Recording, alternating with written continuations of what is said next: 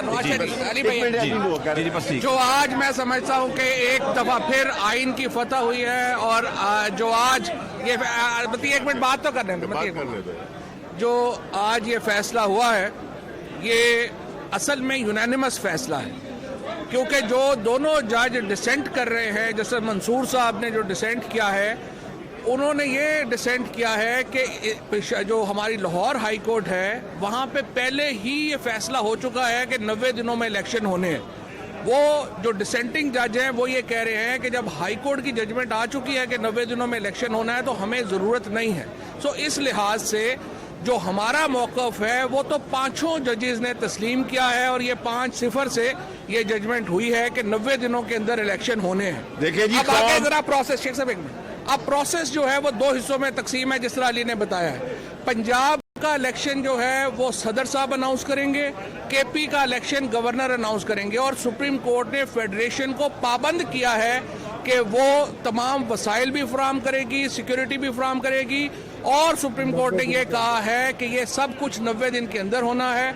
और ये फाउंडेशन है कॉन्स्टिट्यूशन की। आइन इलेक्शन के बगैर तस्वुर ही नहीं करता रियासत का, और इलेक्शन होना लाजम।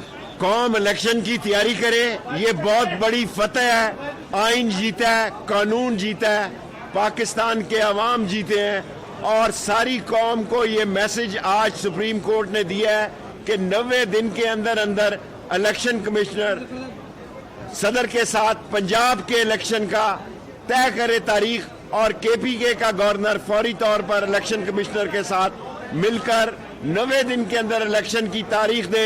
ये इमरान खान की फतह है, और इंशाअल्लाह केपीके और पंजाब में, केपीके और पंजाब में पीटीआई की हुकूमत बनने जा रही है। और 2/3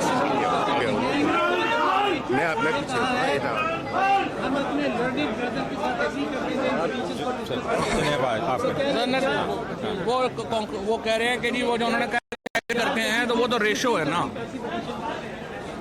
जजेस तो 5। मुझे इस वक्त जो फैसला है, पांच मेंबर बेंच का फैसला जो है, मेजॉरिटी से फैसला, वो इस वक्त लाजिम है पूरे पाकिस्तान की एग्जीक्यूटिव अथॉरिटीज़ पे। आर्टिकल्स आइन के तहत जो है, जो हुक्म आ जाता है जब एक बार सुप्रीम कोर्ट का, उसके बाद सब पाबंद हैं उस हुक्म के। तो मुझे इसमें कोई अब मजीद अबहाम नहीं नजर आ रहा। Thank you. Thank you.